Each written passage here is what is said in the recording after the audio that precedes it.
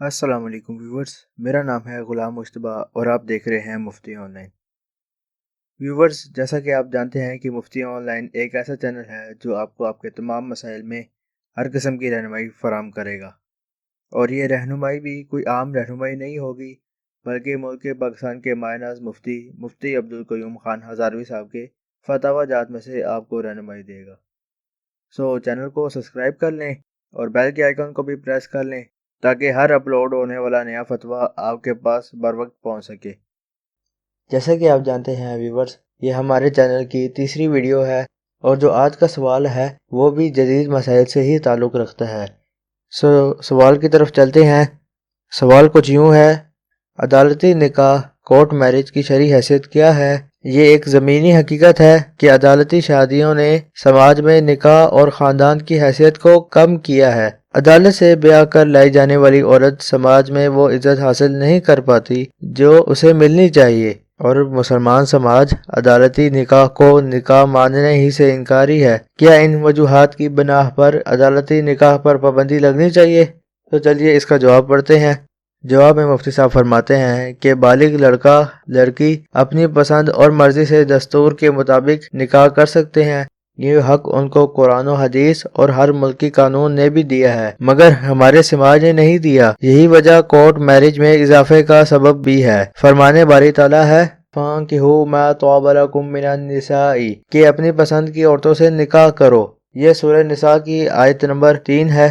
یہ پسند دو طرفہ ہوگی، لڑکے کی طرف سے بھی اور لڑکی کی طرف سے بھی۔ کسی پر بھی اس کی مرضی کے خلاف کوئی فیصلہ نہیں سنایا جائے گا۔ اللہ تبارک و تعالیٰ نے ایک اور مقام پر شادی کا مقصد بیان فرمایا: وَمِنْ آيَاتِهِ أَنْ خَلَقَ لَكُم مِّنْ أَنفُسِكُمْ أَزْوَاجًا لِتَسْكُنُوا إِلَيْهَا وَجَعَلَ بَيْنَكُم مَّوَدَّةً وَرَحْمَةً إِنَّ فِي ذَلِكَ لَآيَاتٍ لِقَوْمٍ يَتَفَكَّرُونَ، جس کا ترجمہ یہ ہے: اور یہ بھی اسی کی نشانیوں میں سے ہے کہ اس نے تمہارے لیے تمہاری ہی جنس سے جوڑے پیدا کیے تاکہ تم ان کی طرف سکون پاؤ، اور اس نے تمہارے درمیان محبت اور رحمت پیدا کر دی۔ بے شک اس نظام تخلیق میں ان لوگوں کے لیے نشانیاں ہیں جو غور و فکر کرتے ہیں۔ یہ سورہ روم کی آیت نمبر 30 ہے۔ اس ضمن میں چند احادیث بھی درج ذیل ہیں۔ پہلی حدیث ہے، حضرت جابر بن عبداللہ رضی اللہ عنہما سے روایت ہے کہ حضور نبی کریم صلی اللہ علیہ وسلم نے فرمایا: جب تم میں سے کوئی کسی عورت کو پیغام نکاح دے، اگر اس کی ان خوبیوں کو دیکھ سکا جو اسے نکاح پر مائل کرے تو ضرور ایسا کرے۔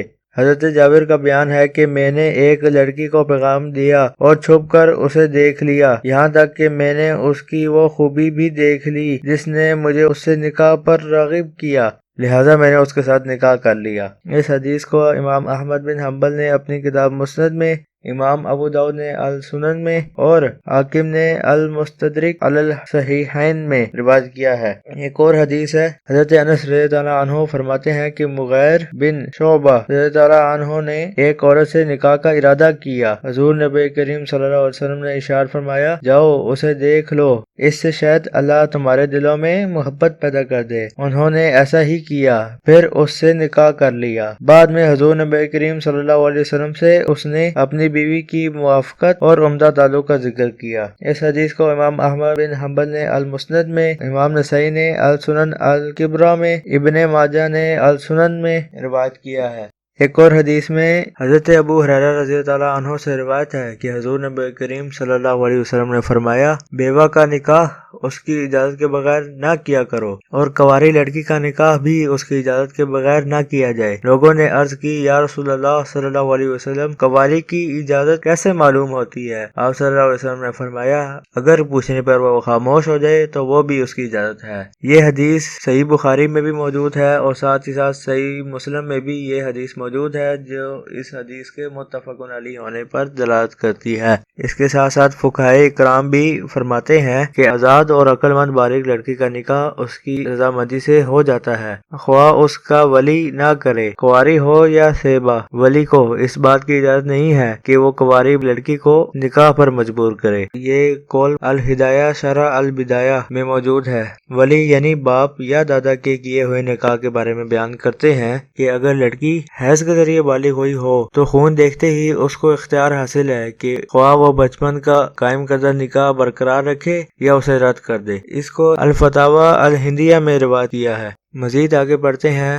مذکورہ بالا تصریحات سے معلوم ہوا کہ عاقل و بالغ لڑکا اور لڑکی بدستور اپنی پسند اور مرضی سے باعث حق مہر اور دو مسلمان عاقل و بالغ گواہوں کی موجودگی میں جہاں چاہیں نکاح کر سکتے ہیں، لہٰذا لڑکا اور لڑکی اپنی مرضی سے عدالتی نکاح کریں تو شرعی طور پر نکاح جائز اور درست ہوگا۔ دور حاضر میں مسلمانوں کی اسلامی تعلیمات سے دوری جہاں معاشرے میں دیگر خرابیوں کا باعث بن رہی ہیں، ان میں ایک خرابی یہ بھی سر فہرست ہے کہ اکثر والدین اپنے بچوں کی پسند و ناپسند کو نظر انداز کر کے اپنی مرضی کے رشتے طے کرنے کی کوشش کرتے ہیں۔ یہی وجہ ہے کہ اکثر لڑکے لڑکیاں والدین کو بتائے بغیر اپنی پسند اور مرضی کے مطابق عدالتی نکاح کرنے پر مجبور ہوتے ہیں۔ پھر دوسری طرف والدین بھی اپنی مرضی کے خلاف کی گئی شادی کو قبول کرنے کو تیار نہیں ہوتے، حالانکہ جس جوڑے نے آپس میں مل جل کر رہنا ہے اگر وہ رضامند ہوں تو ان کو زندگی گزارنے کا حق دینا چاہیے،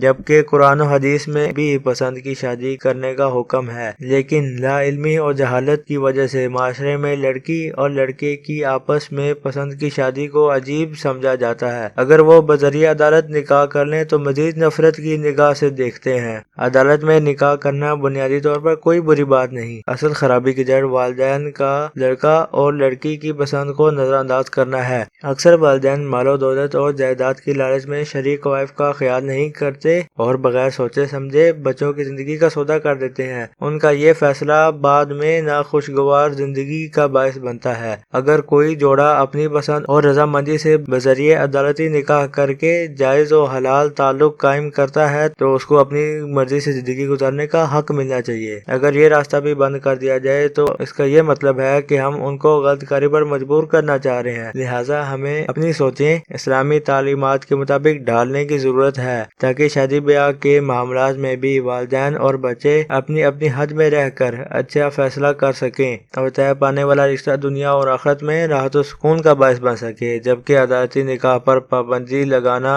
اس مسئلے کا کوئی حل نہیں۔ ویورز، اسی کے ساتھ ہم اپنی ویڈیو کا اختتام کرتے ہیں۔ نیچے ڈسکرپشن میں نے اس فتوے کا لنک دے دیا ہے تاکہ آپ لوگ دی فتویٰ آن لائن ویب سائٹ پر جا کر اس کا مزید ڈیٹیل میں مطالعہ کر لیں، اور اس پر اگر مزید معلومات حاصل کرنی ہو تو مفتی صاحب سے ڈائریکٹ سوال جواب کے ذریعے آپ مزید معلومات حاصل کر لیں۔ اگر آپ کو ویڈیو پسند آئی ہے تو لائک کریں، چینل کو سبسکرائب کریں اور بیل کے آئیکن کو بھی پریس کر دیں تاکہ ہر آنے والے نئے فتوے کی معلومات آپ تک پہنچ سکے۔